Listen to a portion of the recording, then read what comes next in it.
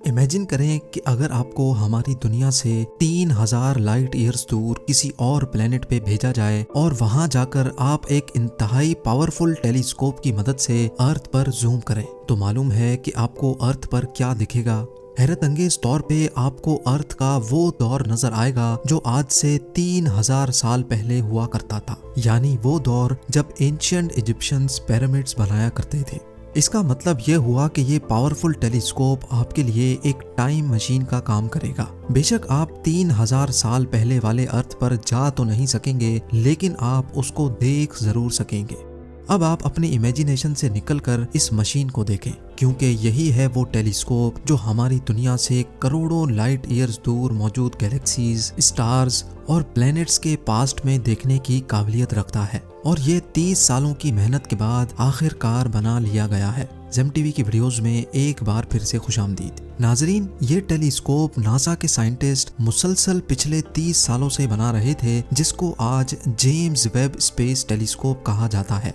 $10 billion या फिर 75,000 करोड़ रुपए खर्च करके बनाया जाने वाला ये टेलीस्कोप हजारों इंजीनियर्स की खून पसीने की मेहनत का नतीजा है। ये दुनिया का सबसे पावरफुल और सबसे ज्यादा कॉम्प्लेक्स टेलीस्कोप है, जो यूनिवर्स में करोड़ों अरबों साल पहले होने वाले वाकयात को देख सकेगा। और इसी वजह से कई साइंटिस्ट इसको टाइम मशीन का नाम भी दे रहे हैं। नासा के पास अब एक ऐसी चीज आ चुकी है जिसके जरिए अर्थ और इस यूनिवर्स के पोशीदा राजों से अनकरीब पर्दा उठने जा रहा है। लेकिन सवाल ये है कि करोड़ों अरबों साल पास्ट में जो कुछ भी हुआ वो ये टेलीस्कोप कैसे देख सकेगा, ये टेलीस्कोप काम कैसे करता है और हम इसके जरिए क्या क्या देख सकेंगे। इन सवालात के जवाब जानने के लिए जरूरी है कि पहले हम ये जानें कि हमें चीजें नजर कैसे आती हैं। जब हम किसी अंधेरे कमरे में दाखिल होते हैं, बेशक हमारी आंखें उस वक्त खुली हों पर हमें कुछ नजर नहीं आता, लेकिन जैसे ही कमरे में लाइट ऑन की जाती है तो हमें सब कुछ दिखना शुरू हो जाता है। इसका मतलब ये हुआ कि जब कमरे में अंधेरा था तब वो तमाम चीजें वहीं मौजूद थीं पर हमें नजर नहीं आ रही थी। लेकिन लाइट ऑन होने के बाद जब लाइट उन तमाम ऑब्जेक्ट से रिफ्लेक्ट होकर हमारी आंखों पर पड़ी, तब हमें सब कुछ दिखना शुरू हो गया। यानी हमारे किसी भी चीज को देखने के लिए लाइट बहुत ज्यादा इम्पोर्टेंट होती है। लाइट जो कि 3 लाख किलोमीटर्स पर सेकंड की स्पीड से ट्रेवल करती है, उसको एक छोटे से कमरे के अंदर फैलने में तो जरा सी भी देर नहीं लगती। लेकिन जब यही लाइट हमारी इतनी बड़ी यूनिवर्स में फैलती है तो जाहिर है इसको भी एक जगह से दूसरी जगह जाने में टाइम लगता है।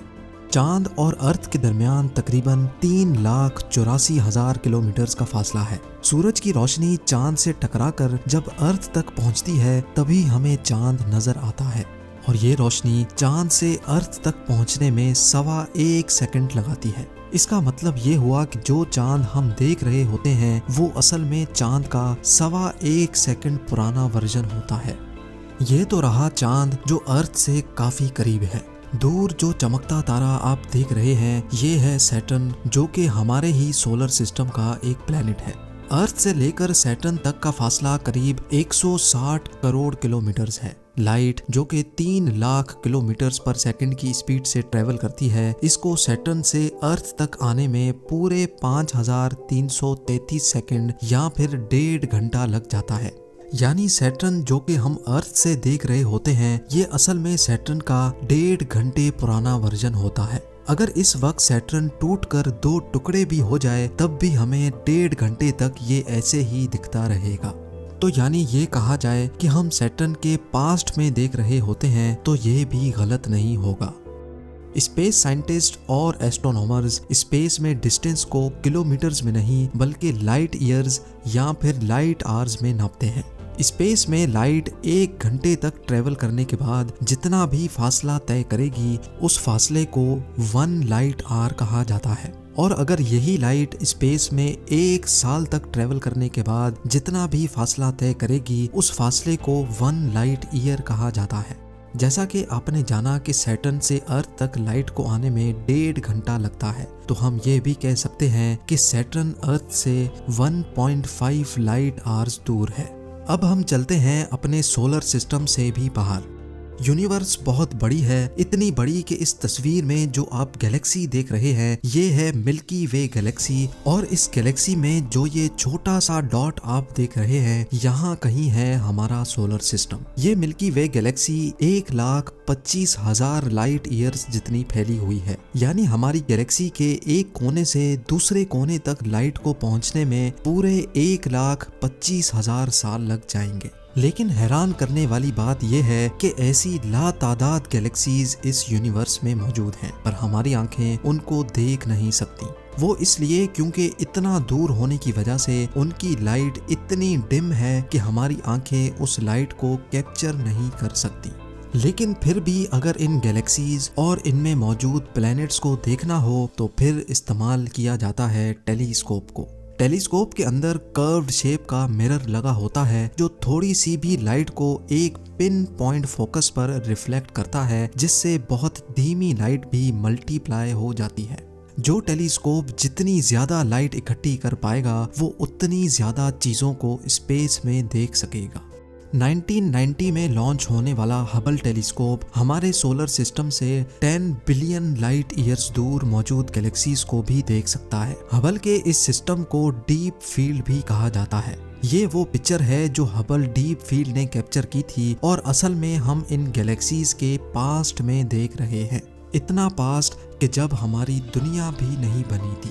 जी हाँ, गैलेक्सीज का ये वर्जन जो आप देख रहे हैं, इनमें से जो लाइट निकल रही है वो असल में 10 अरब साल पहले निकली थी, जो आज हमारे तक पहुंची है, जबकि अर्थ आज से 4.5 अरब साल पहले बना था। अब सवाल ये उठता है कि जब हबल टेलीस्कोप ऑलरेडी गैलेक्सीज के पास्ट में देख सकता है तो फिर हमें जेम्स वेब स्पेस टेलीस्कोप की जरूरत क्यों पड़ी। हबल टेलीस्कोप में 2.4 मीटर बड़ा जबकि जेम्स वेब में 6.5 मीटर बड़ा मिरर लगा हुआ है। हबल टेलीस्कोप इंसानी आंखों से 100 गुना ज्यादा लाइट इकट्ठी करने की काबिलियत रखता है, जबकि जेम्स वेब स्पेस टेलीस्कोप इंसानी आंखों से 10 लाख गुना ज्यादा लाइट इकट्ठी कर पाएगा। इंजीनियर्स का कहना है कि जेम्स वेब इतना पावरफुल है कि अगर उसको चांद पर रखा जाए तो वो अर्थ पर किसी छोटी सी कैंडल लाइट को भी देख सकता है। ना सिर्फ इतना बल्कि James Webb space telescope infrared light को भी देखने की काबिलियत रखता है। साइंस के मुताबिक जो गैलेक्सीज और स्टार्स हमसे दूर जा रहे हैं उनकी लाइट हमारे तक पहुंचते पहुंचते इंफ्रारेड लाइट में कन्वर्ट हो जाती है। इंफ्रारेड लाइट जो ना ही हबल डिटेक्ट कर सकता है और ना ही इंसानी आंखें। जेम्स वेब स्पेस टेलीस्कोप की मदद से हमें उन गैलेक्सीज का भी पता लग जाएगा जो यूनिवर्स में मौजूद तो हैं लेकिन हम उनको देख नहीं सकते। इस टेलीस्कोप का मेन मिरर 18 हिस्सों में ऐसे बनाया गया है कि जब उसको स्पेस शटल में डाला जाएगा तो वो फोल्ड हो सकेगा और स्पेस में एक खास मकाम पर जाते ही उसके मिरर को दोबारा खोल लिया जाएगा। क्योंकि जेम्स वेब टेलीस्कोप को इंफ्रारेड लाइट डिटेक्ट करनी है, इसी वजह से इसका स्पेस में ठंडा होना बहुत ज्यादा जरूरी है। इसके मिरर वाली साइड पर सूरज की थोड़ी सी भी तपिश ना लगे, इसी वजह से इसकी डायरेक्शन सूरज के ऑपोजिट साइड पर होगी, जबकि इसकी बैक साइड पर सन शील्ड की 6 लेयर्स लगाई गई है। ये सन शील्ड खुलने के बाद एक टेनिस कोर्ट की साइज जितनी फैल जाती है। ये सब कुछ इतना कॉम्प्लेक्स है कि अगर स्पेस में इसके खुलने के वक्त एक छोटी सी भी गलती हुई तो करोड़ों डॉलर और सालों की मेहनत एक ही पल में ढेर हो जाएगी।